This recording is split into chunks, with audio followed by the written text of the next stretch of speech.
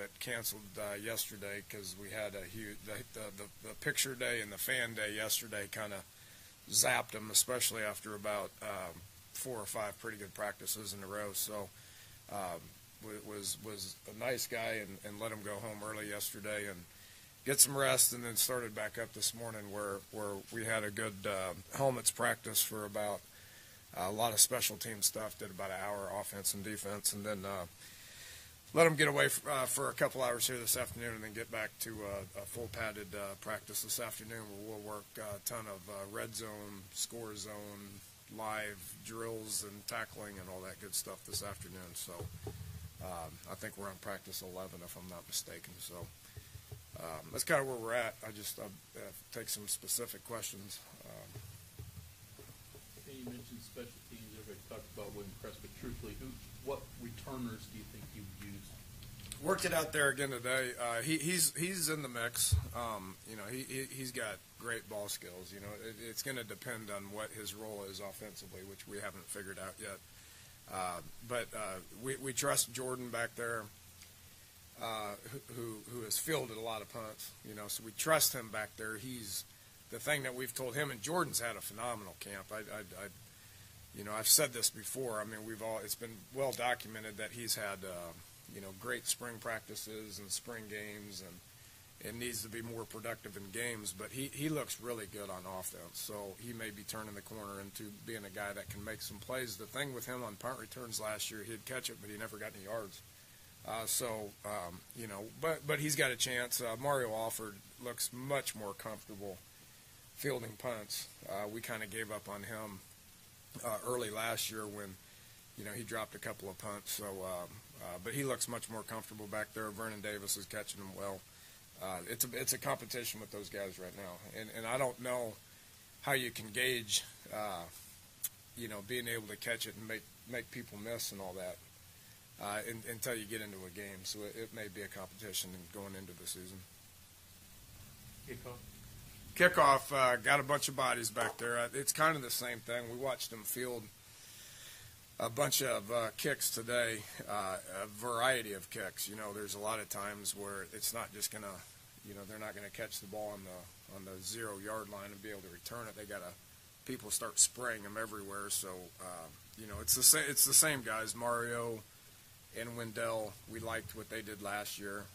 I didn't feel like our blocking was very good last year, and we're working extremely hard on that. And we got a lot of capable bodies that have done it in the past, and the schemes, we're much more comfortable with them.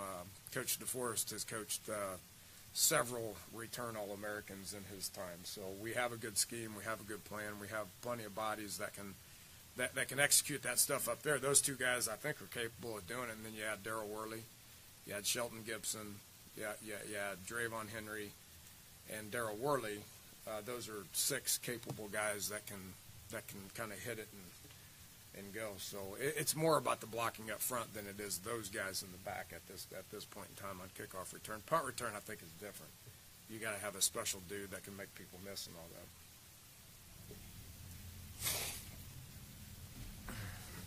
In terms of that running back spot, anybody emerging and taking the lead? Yeah. Russell Shell looks great.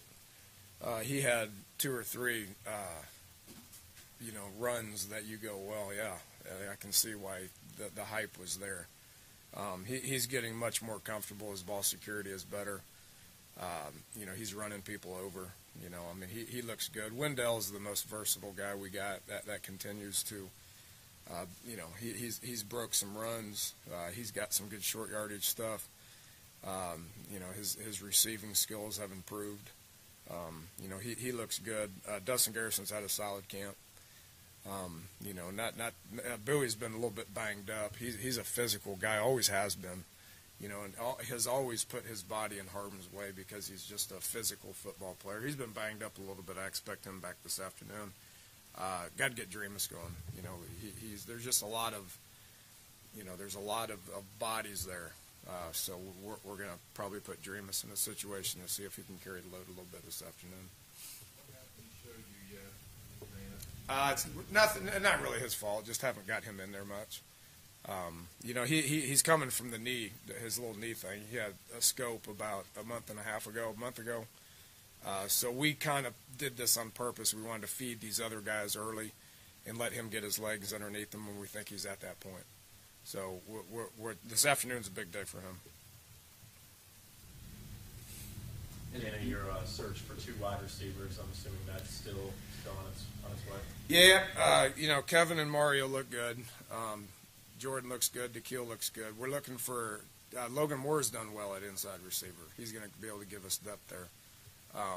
We're looking for 2 wideouts, and it's going to be a combination of K.J. Myers, Devontae Mathis, Shelton Gibson, and Vernon Davis. We need 2 of those 4 to step up, and that's going to be an ongoing evaluation process to see who the next 2 guys are.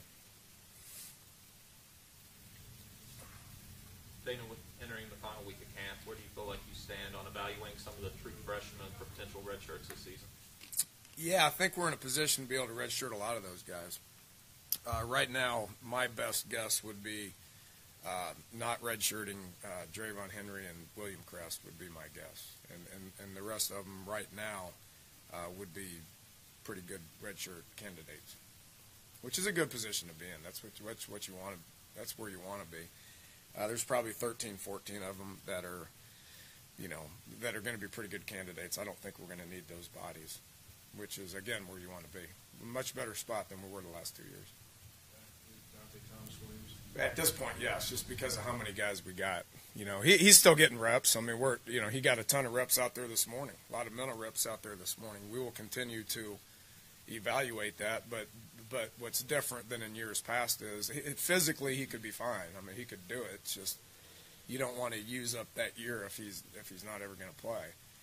You know, and that the situation we've been in the past is you've had to kind of keep those guys ready to go, and if you needed to use them, you'd use them. But I don't think we're going to be in that spot. Does Shell approach running back like he's got a chip on his shoulder? Does he run with an attitude? Yeah, oh yeah. Yeah, he may have the best ball skills on the hand. I found that out recently. He's got tremendous hands. He runs angry, you know, but he can surprise you in the open field. So I've been very pleased with what I've seen out of him. Is it easier or tougher to evaluate those guys with less reps to go around? We're getting plenty of reps. You know, as long as we maintain health on the O-line, which we had about 3 of them go down the other day, but they're going to be fine. They're coming back, and as long as you can maintain depth on the O-line and the D-line, then you can play a lot. We've been getting probably 60, 70, 80 team reps a day here for the last week. So there's plenty of reps to go around. And at this point, obviously, we need that. Are there plenty of reps to go around for your fullbacks too? You got Yeah. Well, yeah. I mean, if I wanted to go out there and call one back plays 80% of the time, then there wouldn't be. But you know, because we have those bodies, I'm able to get into a lot of tight end fullback sets. You know, so there's as many as I want, as many as I can handle, is as many of the plays as I'm going to be able to call. We got bodies there. Again, it's about the O-line and the D-line being able to maintain health to be able to continue to get those reps. There has been times in the past where we've only had 1 or 2 of those type bodies, which means you can't do a whole lot with that. But right now we got about 4 bodies that can handle that. I mean, kids you have this year, what do you think you might be able to do more of this year than say the past couple of years? Schematically, or well, I mean, you know, we were talking about this the other day. I was talking with Gibby about it the other day, and we're able to give them about everything that they're going to see because of our depth, because of the different kind of guys that we have. We can go empty and give them empty. We can go 2 tight end, 1 tight end, 2 fullback pro set. We can go 4 wide. You know, we can go 3 wide, 2 backs. I mean, we can go quarterback run game. We can go power football. We can go up tempo, throw the ball all over. You know, I mean, so we have the capabilities offensively of being able to do all that. Whether we decide that's what we're going to do or not, throughout the course of a specific game is going to just be game planning stuff. But right now we're able to throw a lot of different stuff at them. Haven't got into that yet. But you have, I mean, you're not going to have a full clear for 1 and 2s, I guess, with scout teams. You give me better looks on when you get into game weeks and prep. Yeah, and we've been able to do that, the last couple of years. I mean, we won't get into scout team work until a week from tomorrow. School start next week. I think school starts on Monday. So we will start our scout team stuff on Tuesday, and we'll also be able to add about 20 to 25 guys on Monday, Tuesday of next week. Which will give our scout teams depth. We're kind of starting to assemble who the scout teams on offense and defense are going to be, but we're not working those yet. We're strictly going against each other, and we'll continue to go against each other all this week through Saturday. And then next week, once school starts, we'll start game prepping for Alabama, start developing the scout teams and continue to work good on good in addition to that. When it comes to stacking depth charts, is that one of the toughest parts about being a head coach? No, because it typically works itself out there. I mean, we got to have information. We got to see good plays, bad plays, who's picking it up, who's not picking it up. I mean, it's the beauty of camp. You're able to play a lot of ball and get a lot of reps and spend a lot of time with them. We're not restricted on any of this, so it tends to sort itself out. Calling them in and telling them is a different story. Developing is not hard, but telling them the good news and the bad news sometimes is. As you head down the stretch here, are there any areas of concern? Well, there always is, but not yet. I mean, we still got a long ways to go. I mean, we're practice 10. I mean, there's the next week is extremely important, and then the first week of school is extremely important. And then that last week, which is game week, is all just about prepping for who we're playing. So I mean, there's going to be concerns, yes, but at this point in time, we're relatively healthy. Still got a lot of bodies out there, and we're able to practice a bunch. So I like where we're at right now. Dan, apart from today, you've had pretty good weather. I don't think you've had to go inside, right? I thought today was perfect. Okay, so that's good. I reminded him last year about Maryland. But are you Well, we got to practice. We got to practice in that. I mean, it's there is a. Do we need to go inside? We go inside if there's lightning. Right. There's no lightning but rain, so I was ecstatic about it. We got to be able to practice in that. So, are you happy so far, or are you learning to live with where you have to practice, where you can practice? Well, we got here. It's where we can practice. That's all we got. Good enough. Make do. All right. All right, that's fine. You mentioned fullbacks. Do you throw it more to Cody Clay, and will you hand it to Elijah Weldon? Oh man, we did that the other day. That was fun. You guys will get a kick out of that stuff now. I mean, we put him at tailback. We had some short yardage stuff we're working on, so we put all three of those guys back there.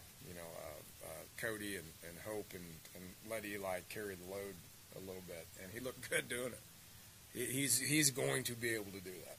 I mean, he's not just a meathead fullback tight end guy that doesn't have skills. Cody and Garrett as well have developed their receiving skills. Don't think I can say that about Eli at this point, but the other two guys have developed their tight end receiving skills, and Cody's really improved on that to where I think he's going to be he's going to be a viable an option to be able to throw him the ball downfield. Eli is a little bit different, where he's a more skilled back. So the problem is you want to hand it to him or some of these other guys that can go score pretty quick. So it gives us another option to be able to do that.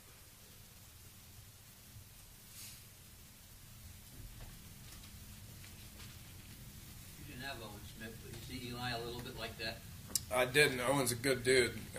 I've talked with him a good bit here, being around town. Eli's that kind of guy. I mean, the thing that somebody reminded me of yesterday was he had tremendous ball skills. He really had great ball skills.